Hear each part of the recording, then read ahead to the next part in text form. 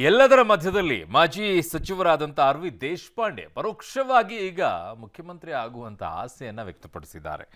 ಏನು ಸಿದ್ದರಾಮಯ್ಯನವರು ಅನುಮತಿ ಕೊಟ್ಟರೆ ನಾನು ಸಿಎಂ ಆಗ್ತೀನಿ ಅಂದಿದ್ದಾರೆ. ಮೈಸೂರಿನಲ್ಲಿ ಮಾತನಾಡಿದ ದೇಶಪಾಂಡೆ ಅವರು, ನಾನು ಸಚಿವನಾಗಿ ದಣಿದಿದ್ದೇನೆ, ಇನ್ನೇನಿದ್ರೂ ಕೂಡ ಸಿಎಂ ಆಗಬೇಕು ಅಷ್ಟೇ ಅಂದಿದ್ದಾರೆ. ಇತ್ತ ದೇಶಪಾಂಡೆ ಹೇಳಿಕೆಗೆ ಚನ್ನಪಟ್ಟಣದಲ್ಲಿ ಡಿ.ಕೆ. ಶಿವಕುಮಾರ್ ಪ್ರತಿಕ್ರಿಯಿಸಿದ್ದು, ಆಗಲಿ ಬಹಳ ಸಂತೋಷ, ಅವರು ಸೀನಿಯರ್ ಯಾಕೆ ಆಗಬಾರ್ದು ಅಂತ ಅವರು ಕೂಡ ವ್ಯಂಗ್ಯವಾಡಿದ್ದಾರೆ. ಇಷ್ಟು ಲಿಸ್ಟಲ್ಲಿ ಈಗ ಡಿ.ಕೆ. ಶಿವಕುಮಾರ್ ಇದ್ದಾರೆ, ಎಂ.ಬಿ. ಪಾಟೀಲ್ ಅವರಿದ್ದಾರೆ, ಪರಮೇಶ್ವರ್ ಅವರಿದ್ದಾರೆ, ಖರ್ಗೆ ಅವರಿದ್ದಾರೆ, ಎಚ್.ಕೆ. ಪಾಟೀಲ್ ಇದ್ದಾರೆ, ಸತೀಶ್ ಜಾರಕಿಹೊಳಿ ಇದ್ದಾರೆ. ಈಗ ಆರ್.ವಿ. ದೇಶಪಾಂಡೆ ಅವರು ಕೂಡ ಅದರಲ್ಲಿ ಸೇರ್ಕೊಂಡಿದ್ದಾರೆ.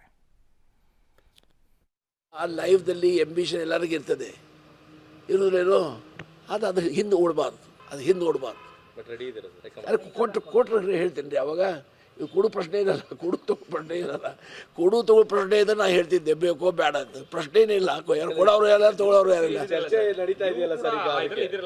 ಸೀನಿಯರ್ ಅದೇನಪ್ಪ, ವಯಸ್ಸಿಂದ ಸಿದ್ದರಾಮಯ್ಯಗಿಂತ ದೊಡ್ಡವ ನಾನು ಒಂದು ವರ್ಷಲೇ ಅದೇ ಸಿಎಂ ಬದಲಾವಣೆ ಚರ್ಚೆ ನಡೀತಾ ಇದೆಯಲ್ಲ, ಅದು ನೋಡಿ ಪುನಃ ಅದನ್ನು ಕೇಳಬೇಡಿ, ನಾನು ಬಿಡ್ರಿ. ಈಗ ಸತ್ಯಕ್ಕೆ ದೂರವಾದ ವಿಚಾರ, ಆ ಥರದ ಚರ್ಚೆ, ಆ ಥರದ ವಿಚಾರಧಾರೆ ನಮ್ಮ ಪಕ್ಷದಲ್ಲಿ ಇಲ್ಲ, ನಮ್ಮ ಹೈಕಮಾಂಡ್ದಲ್ಲಿ ಇಲ್ಲ.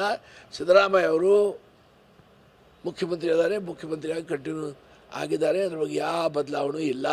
ಪುನಃ ಈ ಪ್ರಶ್ನೆ ಮತ್ತೆ ಯಾರು ಕೇಳಲಿಕ್ಕೆ ಹೋಗಬಾರ್ದು. ಆರ್.ವಿ. ದೇಶಪಾಂಡೆ ಅವರು ಮೈಸೂರು ಹೇಳಿಕೆ ಕೊಟ್ಟಿದ್ದಾರೆ, ಸಿದ್ದರಾಮಯ್ಯನವರು ಅನುಮತಿ ಕೊಟ್ಟರೆ ನಾನು ಸಿಎಂ ಆಗ್ತೀನಿ. ಭಾಳ ಸಂತೋಷ. ಸೀನಿಯರ್ ಯಾಕಾಗಬಾರ್ದು? ಸರ್, ಆರ್.ವಿ. ದೇಶಪಾಂಡೆ ಅವರು ಮೈಸೂರು ಹೇಳಿಕೆ ಕೊಟ್ಟಿದ್ದಾರೆ, ಸಿದ್ದರಾಮಯ್ಯನವರು ಅನುಮತಿ ಕೊಟ್ಟರೆ ನಾನು ಸಿಎಂ ಆಗ್ತೀನಿ. ಭಾಳ ಸಂತೋಷ. ಸೀನಿಯರ್ ಯಾಕಾಗಬಾರ್ದು? ಸೀನಿಯರು ಯಾಕೆ ಆಗಬಾರ್ದು ಅಂತ ಡಿ.ಕೆ. ಶಿವಕುಮಾರ್ ಅವರು ಹೇಳ್ತಾ ಇದ್ದಾರೆ. ಸರ್, ನೆಕ್ಸ್ಟ್ ರೇಸಲ್ಲಿ ನೀವಿರೋದು 2.5 ವರ್ಷ ಲೆಕ್ಕಾಚಾರ ಆಗಿದ್ದು. ಪಾಪ ಸೀನಿಯರ್ ಅಂತಂದರೆ ಈಗ ತುಂಬ ಜನ ಲಿಸ್ಟಲ್ಲಿ ಬಂದ್ಬಿಡ್ತಾರೆ. ಜಾತಿ ಮೇಲೆ ಹೋಗುತ್ತೋ, ಸೀನಿಯರ್ ಆಗಿ ಹೋಗುತ್ತೋ, ಅಥವಾ ಅಧ್ಯಕ್ಷ ಸ್ಥಾನದ ಮೇಲೆ ಹೋಗುತ್ತೋ, ಅಥವಾ ಮಾತಿನ ಮೇಲೆ ಹೋಗುತ್ತೋ, ಯಾವುದ್ರ ಮೇಲೆ ಹೋಗುತ್ತೆ ಗೊತ್ತಿಲ್ಲ. ನಿಮ್ಮ ಪಕ್ಷದಲ್ಲಿ ಅದು ನಿರ್ಧಾರ ಆಗಿದೆ. 2.5 ವರ್ಷ ಆದಮೇಲೆ ನೋಡೋಣ ಅದರೇನು ಬದಲಾವಣೆ ಆಗುತ್ತೆ ಅಂಥೇಳಿ.